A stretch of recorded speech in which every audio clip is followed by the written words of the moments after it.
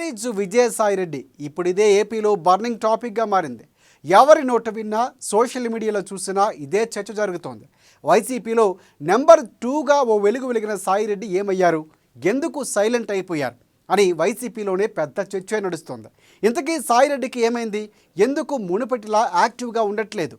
నెల్లూరు ఎంపీగా విజయసాయిరెడ్డి మనస్ఫూర్తిగా పోటీ చేశారా, లేకుంటే అతి బలవంతంగా పోటీ చేయాల్సి వచ్చిందా?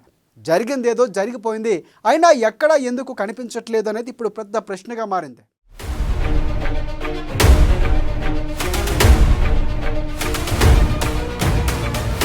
వైసీపీలో విజయసాయిరెడ్డికి తగ్గని ప్రాధాన్యత. గతంలో జగన్ తర్వాత ప్లేస్లో విజయసాయిరెడ్డి. సజ్జల ఎంట్రీతో వినిపించని విజయసాయిరెడ్డి పేరు. 2019లో వైసీపీ గెలుపులో విజయసాయిరెడ్డి కీరో. వైసీపీ గెలుపు తర్వాత విజయసాయిరెడ్డిని పట్టించుకొని జగన్. మళ్లీ విజయసాయిరెడ్డికి ప్రాధాన్యత ఇవ్వాలంటూ కార్యకర్తలు.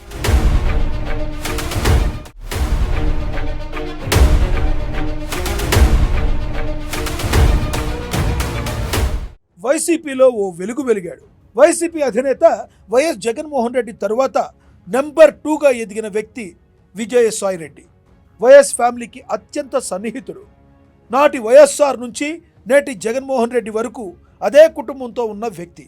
జగన్ కష్ట నష్టాల్లో వెంట ఉండి ఆఖరికి జైల్లోకెళ్ళి ఊచలు కూడా లెక్కించి వచ్చారు. అందుకే వైసీపీ స్థాపించిన తరువాత జగన్ రెడ్డి కూడా సముచిత స్థానం కల్పించడం జరిగింది. ఇక 2019 ఎన్నికల్లో వైసీపీ గెలుపునకు సాయశక్తులా కృషి చేసి ఫలితం దక్కించుకున్నారు కూడా. అలాంటిది అధికారంలోకి వచ్చిన తరువాత విజయసాయిరెడ్డికి ఎందుకో ప్రాధాన్యత బాగా తగ్గిపోయింది. దీంతో అంతంత మాత్రంగా మీడియా ముందుకు రావడం, జగన్ ఢిల్లీకి వచ్చినప్పుడు మాత్రమే హైలైట్ అవ్వడం తప్పితే ఎక్కడా కనిపించలేదు, వినిపించలేదు. ఆ తర్వాత నెల్లూరు ఎంపీగా పోటీ చేస్తున్నారని ప్రకటన రావడంతో కొద్ది రోజులు వార్తల్లో నిలిచారు. కానీ ఎప్పుడైతే వైసీపీ ఓడిపోయిందో ఆ తర్వాత అడ్రస్ లేకుండా పోయారు.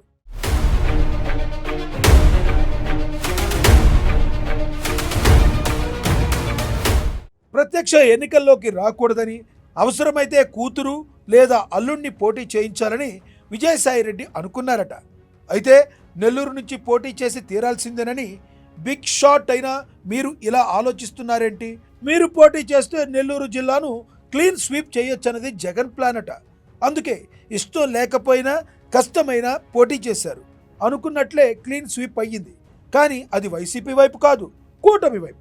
ఓటమి తర్వాత మీడియాతో మాట్లాడిన సాయిరెడ్డి ఎక్కడ లోటుపాట్లు ఉన్నాయి, ఎందుకు ఈ పరిస్థితి వచ్చిందనేది సమీక్ష నిర్వర్తిస్తామని 2 మాటలే మాట్లాడారు ఆయన.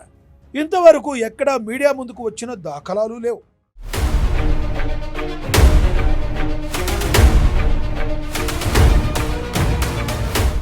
విజయసాయిరెడ్డి రాజ్యసభ సభ్యుడు కాబట్టి ఆ ట్విట్టర్లో కనిపిస్తున్నారేమో, కానీ ఒకవేళ పదవీకాలం ముగిసిపోయి ఉంటే ఆ కాస్త కూడా కనిపించేవారు కాదేమో అని సొంత పార్టీ నేతలే అభిప్రాయపడుతున్నారు. మరోవైపు ఎప్పుడు ఏ రూపంలో అరెస్టు వచ్చి మీద పడుతుందోనన్న భయం సైతం సాయిరెడ్డిని వెంటాడుతుందట.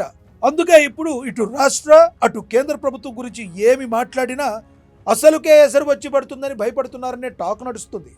అందుకే బీజేపీకి బాగా దగ్గరై తొలుత తన అక్రమాస్తుల కేసుల్లో అరెస్టు ఆపుకుంటున్నారని ఢిల్లీ వర్గాలు చెప్తున్నాయి.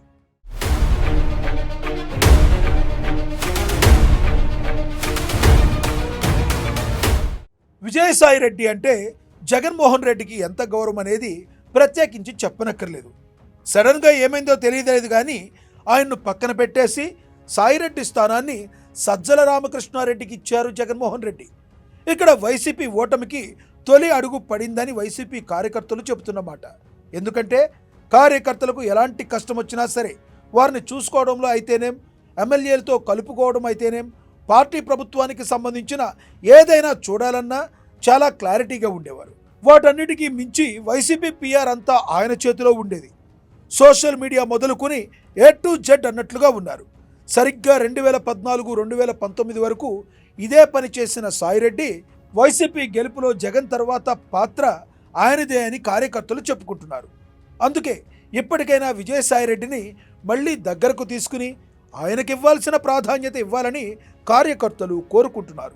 ఎందుకంటే పార్టీ కష్టకాలంలో ఉన్నప్పుడు ఎలా మేనేజ్ చేయాలనేది విజయసాయిరెడ్డికి తెలిసినంతగా మరెవ్వరికీ తెలియదన్నది వైసీపీ కేడర్ మొదలుకుని నేతల వరకు చెబుతున్న మాట.